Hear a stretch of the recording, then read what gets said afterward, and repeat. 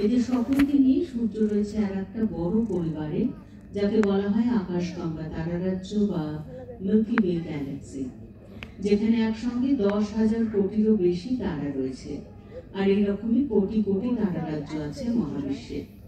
বিশাল এই বিশ্বের এই যে এত ধরনের সদস্য, তারা, গ্রহ, তারারাজ্য বা নক্ষত্রপুঞ্জ, এরা প্রত্যেকেই কিন্তু গতিশীল। চলতে চলতে অনেক সময় এরা একে অপরের কাছে এসে যায়, হয়ে যায় সংঘাত। আমরা দেখব কিভাবে বহু বহু দূরে সেই সব সংঘাত আমাদের প্রভাবিত করতে পারে বা বদলে দিতে পারে আমাদের পৃথিবীর পরিস্থিতিকে।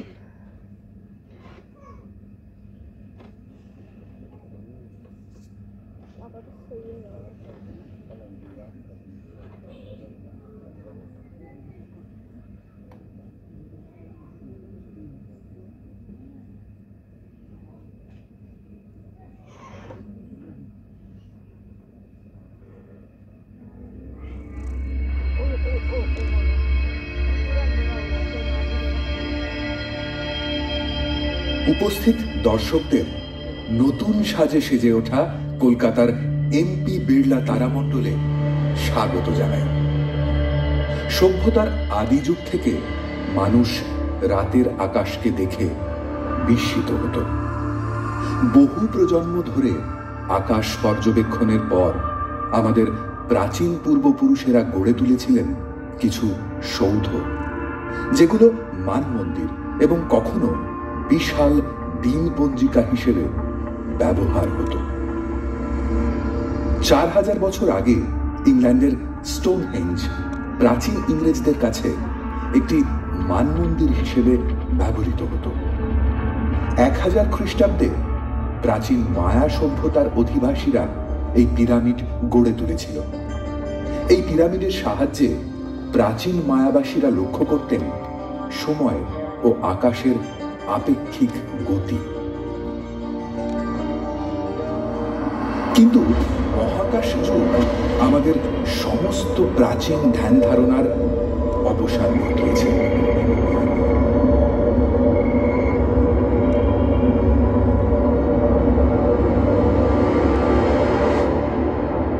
সূর্য কলকাতার পশ্চিম আকাশকে তার শেষ বেলার রঙে রাঙিয়ে বিদায় নিচ্ছে আজকের মতো।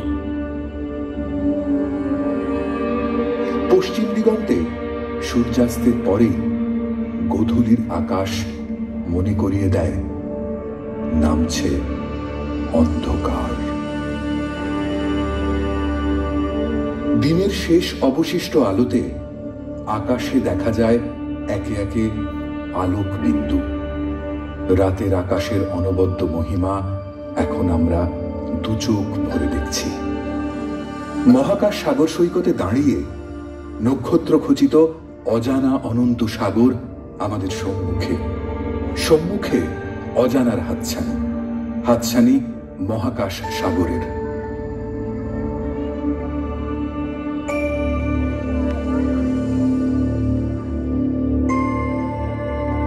আমরা দেখেছি কিছু নক্ষত্র আকারে অপেক্ষাকৃত বড় এবং তারা থেকে থেকে অন্যদের মতো জ্বলজ্বল করে না। বহু যুগ ধরে আমাদের প্রাচীন পূর্বপুরুষেরা এই আলোক বিন্দুদের লক্ষ্য রাখতেন রাতের পর রাত, মাসের পর মাস। তাদের পর্যবেক্ষণ এই সিদ্ধান্ত নিয়েছিল যে এরা এক একটি বিশেষ অদৃশ্য বক্ররেখার পথে চলমান। প্রাচীন গ্রিকদের চোখে এরাই ছিল ওয়ান্ডারার্স, অর্থাৎ পর্যটক। এখন আমাদের কাছে যারা গ্রহ হিসেবে পরিচিত। এখন আমরা জানি এই গ্রহরা মহাকাশের বহু দূরান্তের অপূর্ব সব জগৎ, যারা আমাদের সূর্যের আলোয় আলোকিত। যত সময় বয়ে যায় আকাশ যেন পূর্ব থেকে পশ্চিমে চলমান মনে হয়, কিন্তু আমরা জানি আকাশ নয়, আমাদের পৃথিবী আবর্তিত হচ্ছে পশ্চিম থেকে পূর্বে। চলমান নক্ষত্র খচিত আকাশে একটি নক্ষত্র স্থির, যার নাম ধ্রুবতারা।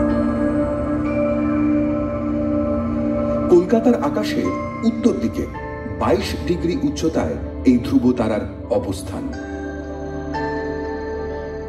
আকাশে ইতস্তত বিক্ষিপ্ত অগণিত নক্ষত্রদের মধ্যে আমাদের পূর্বজনেরা কিছু কিছু নকশার কল্পনা করতেন। তারা এটাও লক্ষ্য করেছিলেন যে নক্ষত্রদের মধ্যে পরস্পরের দূরত্ব সারা বছর একই থাকে। আকাশে নক্ষত্রদের অবস্থান স্থির করার জন্য স্বল্প দূরত্বে অবস্থানরত নক্ষত্রদের এক একটা গোষ্ঠীতে ভাগ করেছিলেন তারা। এইরকম 88টি নকশার প্রত্যেকটিকে কতগুলো কাল্পনিক রেখায় সংযোগ ঘটালেন। আকাশে ছড়িয়ে থাকা নক্ষত্র গোষ্ঠীর এই নকশাগুলো ছিল কাল্পনিক, কিন্তু মানুষের দৈনন্দিন পরিচিত ছবি। এরাই হলো কনস্টেলেশন বা তারামণ্ডল। সাগরযাত্রীরা যুগ যুগ ধরে আকাশের প্রাচীন মানচিত্রের সহায়তায় গভীর সমুদ্রের দিক নির্দেশ করতেন আর ধারণা করতেন সময়। প্রাচীন আকাশ পর্যবেক্ষকদের তারামণ্ডলকে ঘিরে পুরাণের কল্পকাহিনী ক্রমশ সম্পর্ক খুঁজে পেল ঋতু পরিবর্তনের, আসন্ন বন্যায় এবং ক্ষেতে বীজ বপনের সময়ের সঙ্গে। আজকের আকাশের তারামণ্ডলদের মধ্যে লক্ষণীয়টি হল অরায়ন বা কালপুরুষ। এই সুস্পষ্ট নক্ষত্র গোষ্ঠীর নকশা গ্রিক পুরাণের দুর্জয় বীর অরায়নের প্রতীক। শিকারীর কটিবন্ধে একটি সরল রেখায় 3টি উজ্জ্বল নক্ষত্র মানুষের জীবনে বহু যুগের এক তাৎপর্য বহন করে চলেছে। আজকের আকাশের অন্যান্য তারামণ্ডলগুলো হল আরসা মেজর বা গ্রেট বেয়ার, ভারতবর্ষে যাকে আমরা সপ্তর্ষি মণ্ডল বলে থাকি, Cassiopeia the queen, Taurus the bull বা বৃষ রাশি,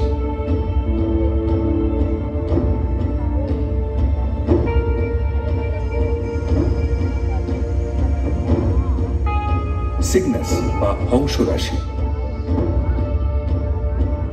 প্রযুক্তির উন্নয়নে আমরা পেয়েছি সেই দৃষ্টিশক্তি যা আমাদের সামনে এনে দিয়েছে মহাকাশের গভীরতম অন্ধকারের অঞ্চল, যাদের অসীম দূরত্ব আড়াল করে রেখেছিল তাদের অস্তিত্ব।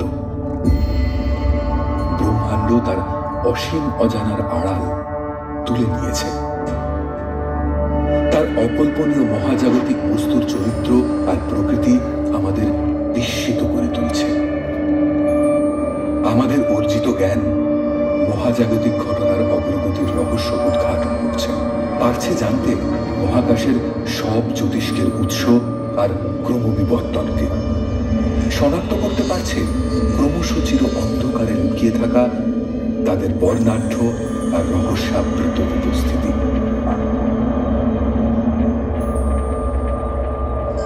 এবার আমরা মহাকাশের কিছু বিশাল, বিস্ময়কর ও বর্ণাঢ্য ঘটনার সাক্ষী হতে চলেছে। মহাকাশে আমাদের চেনা অনেক বস্তুর সৃষ্টির মূলে কাজ করছে ভয়াবহ মহাজাগতিক সংঘর্ষ,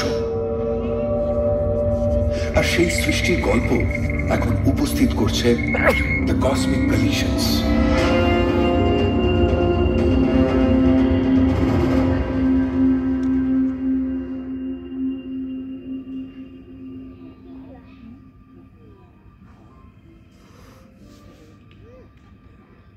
নক্ষত্রখচিত মহাকাশের এই অনন্ত সাগর বেলায় দাঁড়িয়ে অগণিত নক্ষত্রের জগৎকে যেন শান্ত মনে হয়, যেন নিয়ে আসে কোনো আশ্বাস, এক শৃঙ্খলার অনুভূতি।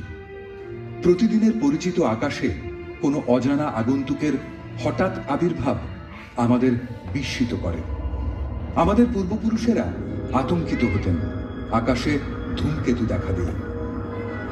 1631 খ্রিস্টাব্দে ভিসুভিয়াসের জ্বালামুখ থেকে গড়িয়ে আসা অফুরন্ত লাভায় যখন জীবন্ত সমাধি হচ্ছিল ইটলির 2টি শহর, তখন আকাশে দেখা দিয়েছিল এক অচেনা অনাহুত ধূমকেতু। 1665 প্লেগে জর্জরিত লন্ডনের আকাশে সহসা এক ধূমকেতুর আবির্ভাবকে দেখা হয়েছিল দুঃসময়ের অগ্রদূত হিসেবে। তাই প্রাচীনদের কাছে ধূমকেতুর দর্শন ছিল দুর্লক্ষণ, কোনো অমঙ্গলের পূর্বাভাস। কিন্তু আজ আমরা জানি ধূমকেতুরা আসলে বরফ আর পাথরের চাই, যারা সৌর পরিবারের বাইরে একটি নির্দিষ্ট উপবৃত্তাকার কক্ষপথে সূর্যকে প্রদক্ষিণ করে। যখন ধূমকেতু উত্তপ্ত সূর্যের দিকে আকর্ষিত হয় তখন কঠিন বরফ গলে গিয়ে সৃষ্টি করে লক্ষ লক্ষ মাইল ব্যাপী ধুলো আর বাষ্পের লেজ। এই ধূমকেতুর লেজ থেকে ফেলে যাওয়া উল্কাখণ্ডগুলো পৃথিবীর আবহমণ্ডলে প্রবেশ করে বায়ুমণ্ডলে সংঘর্ষ ঘটাবে।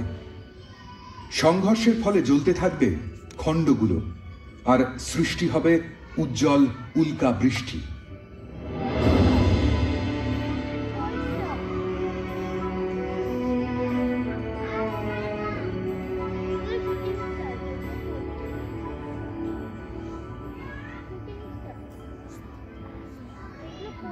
এই বিপুল ব্রহ্মাণ্ডের এক অতি ক্ষুদ্র সদস্য এই পৃথিবী, যার সবকিছু পরিবর্তন ঘটে চলেছে দ্রুত গতিতে।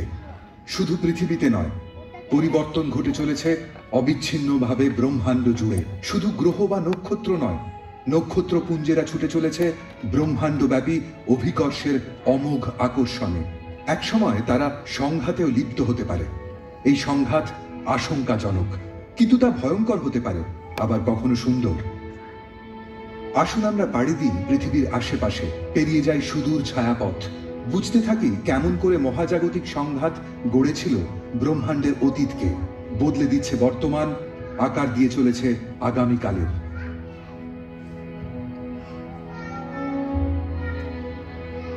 চাঁদের জন্মরহস্য নিয়েছিল অনেক তত্ত্ব। সাম্প্রতিককালে বিজ্ঞানীরা নিয়ে এলেন নতুন একটি। আসুন আমরা পিছিয়ে যাই সময়ের পথ ধরে 450 কোটি বছর অতীতে, দেখতে কি ঘটেছিল সেই সময়।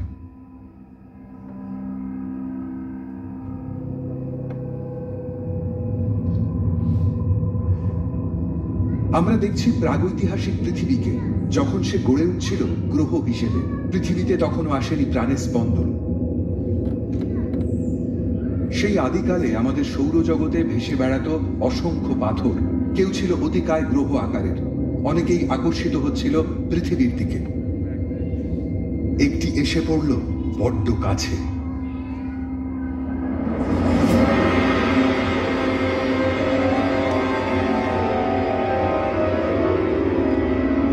ঘটল এক প্রচন্ড সংঘর্ষ।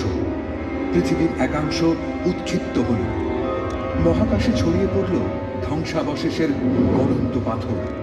কিছু পাথর ফিরে এলো বিধ্বস্ত পৃথিবীতে।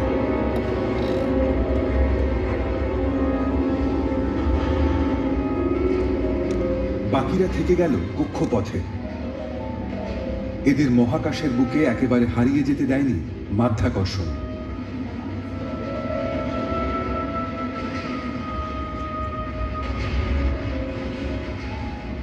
পৃথিবীকে কেন্দ্র করে ঘূর্ণায়মান অসংখ্য পাথর মাধ্যাকর্ষণের প্রভাবে পরস্পরের কাছে আসতে থাকল।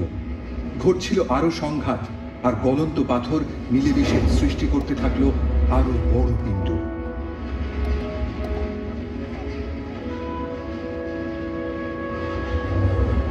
এক সপ্তাহের মধ্যে পিণ্ডগুলো বড় থেকে আরো বড় আকার নিল।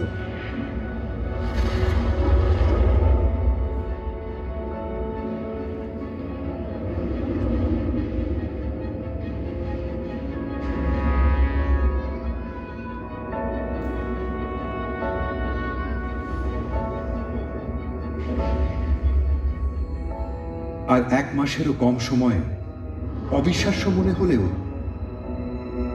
জন্ম নিল চাঁদ।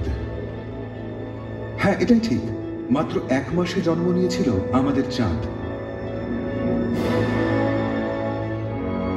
এইভাবে জন্ম নিল আজকের চাঁদ। এটা ভাবতে অবাক লাগে যে রাতের আকাশের এই কল্পনা রঙিন গোলক আসলে এক বিপুল সংঘর্ষের পরিণতি। কিন্তু এটাই সত্যি। সহস্র পদ্ধতির মধ্যে দিয়ে সংঘর্ষই পৃথিবীতে এনেছিল প্রাণ। সংঘর্ষের শক্তি হেলিয়েছিল পৃথিবীর অক্ষ।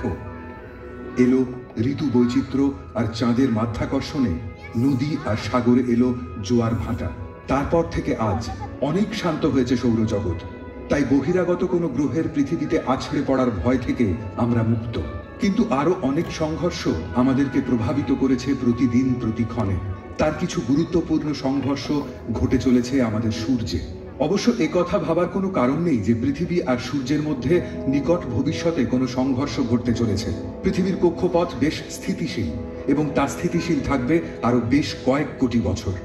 পৃথিবীর বুকে শত কোটি প্রাণ স্পন্দিত হয় সূর্যের গভীরে অবিরাম সংঘাতের কারণে। আমাদের সূর্য একটি নক্ষত্র, রাতের আকাশে অসংখ্য নক্ষত্রের একটি। সূর্যকে শান্ত এবং দীপ্ত একটি স্বর্ণ গোলকের মতো দেখায়, কারণ সূর্যের অবস্থান তুলনামূলকভাবে আমাদের অনেক কাছে, কিন্তু সূর্য কোথাও শান্ত নয়। সূর্যের শীতলতম অংশ বলেই সৌর কলঙ্কগুলোকে কালো দেখায়। এদের তাপমাত্রা প্রায় 4400 ডিগ্রি সেন্টিগ্রেড। সূর্যের বাকি অঞ্চলের উত্তাপ 5600 ডিগ্রি সেন্টিগ্রেড। সূর্যের বিপুল শক্তি অন্য সব নক্ষত্রের মতোই জন্ম নেয় অসংখ্য প্রোটন কণার সংঘর্ষের মধ্যে দিয়ে। প্রতি সেকেন্ডে অগণিত প্রোটন কণা সংঘর্ষ ঘটায়, ডুবে যায় সূর্যের কেন্দ্রে আর বিচ্ছুরিত হয় বিপুল শক্তি। সূর্যের শক্তির প্রধান অংশই রূপান্তরিত হয় আলো এবং উত্তাপে। কিছু প্রবাহমান শক্তি সূর্যপৃষ্ঠ থেকে সৌর বাতাস হয়ে বয়ে যায় সৌরমণ্ডলের মধ্যে দিয়ে, ঘন্টায় প্রায় 10 লক্ষ মাইল গতিতে, অথবা প্রায়শই আরো দ্রুত গতিসম্পন্ন সৌর বাতাসের কণা বিস্ফোরিত হয় মহাকাশে। আমরা এখন নাসার উপগ্রহের চোখ দিয়ে সৌর ঝড়ের প্রকৃত ছবি দেখছি। এরা কিন্তু একেবারেই শান্ত নয়। আমাদের কৃত্রিম উপগ্রহের ক্যামেরাকে অকেজো করে দিয়েছিল এই সৌর ঝড়।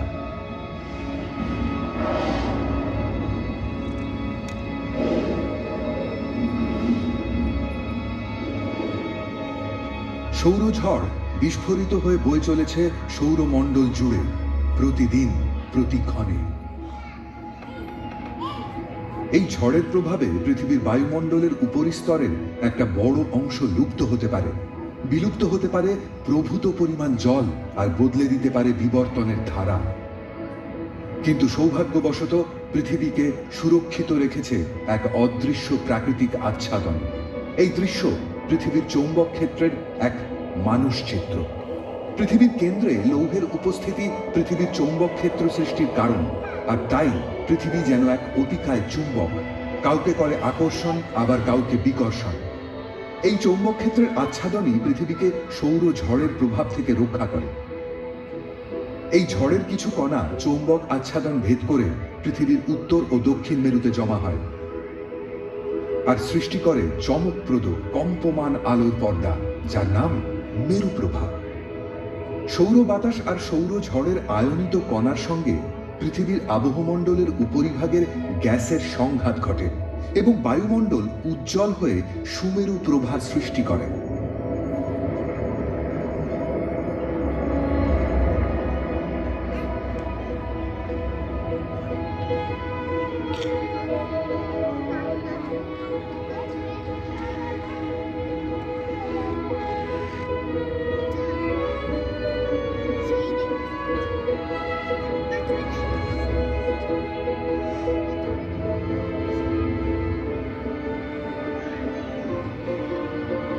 যা বিমান চলাচলের এলাকা ছাড়িয়ে অনেক অনেক উপরে, আর এটি সৃষ্টি করে অপূর্ব এই প্রাকৃতিক আলোর খেলা।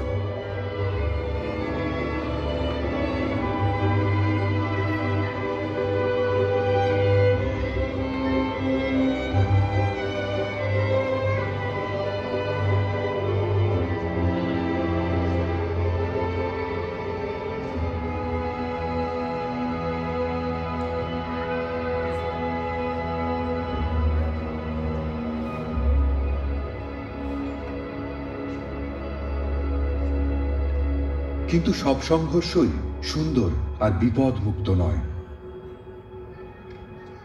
এমনই এক ভয়াবহ সংঘর্ষ পৃথিবীর জীব বিবর্তনের গতিপথকে দিয়েছিল বদলে। সৌরমণ্ডলে একটা গ্রহাণুপুঞ্জের এলাকা যারাও প্রদক্ষিণ করে চলেছে সূর্যকে। গ্রহাণু হলো পাথর আর ধাতব খণ্ড।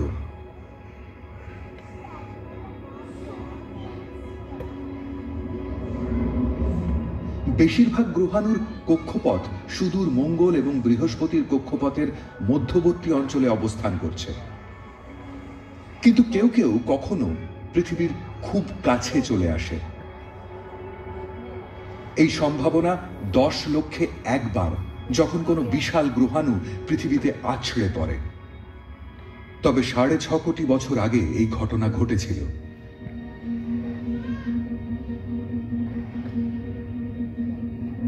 প্রায় 12 কিলোমিটার চওড়া গ্রহাণুটি ঘন্টায় 65,000 কিলোমিটার বেগে ছুটে এসেছিল পৃথিবীর দিকে।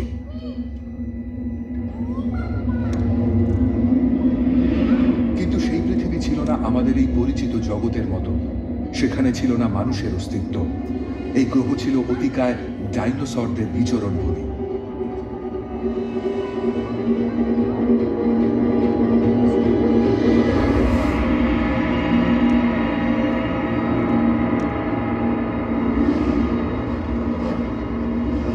গ্রহাণুটি আছড়ে পড়েছিল আজকের মেক্সিকোর কাছে।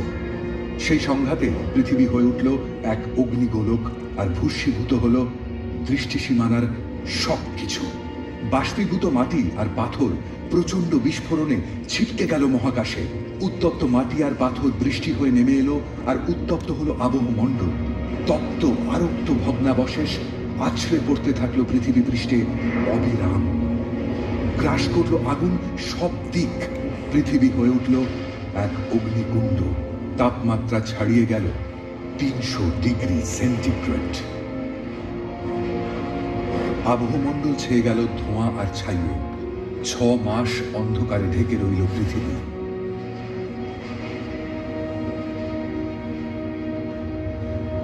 ব্যাপক ধ্বংসলীলা, আগ্নেয়গিরির অগ্নুৎপাত আর সুনামির ফলে নিশ্চিহ্ন হল জীবজগতের 4 ভাগের 3 ভাগ।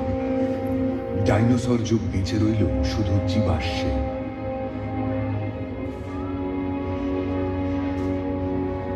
কিছু ডাইনোসরের বিবর্তনে উদ্ভব হলো আজকের পাখিদের। কিছু স্তন্যপায়ী টিকে রইল বিবর্তনের পথে বিকশিত হতে। তবে গ্রহাণুর এই সংঘর্ষ না ঘটলে পৃথিবীর মাটিতে হয়তো হাঁটা হতো না মানুষের। এমন সংঘর্ষ কিন্তু আবার ঘটতে পারে।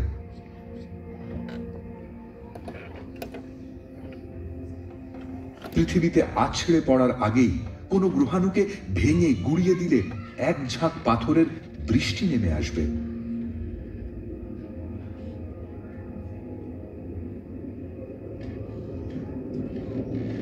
মাধ্যাকর্ষণ শক্তিকে কাজে লাগিয়ে গ্রহাণুর কক্ষপথ বদলে দেওয়া যেতে পারে।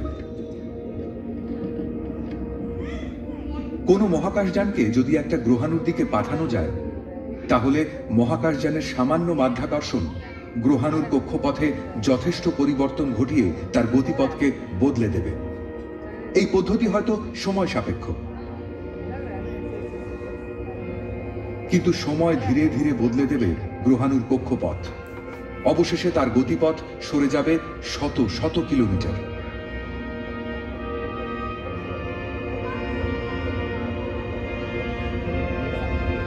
কয়েকশো কিলোমিটার খুব বড় দূরত্ব নয়,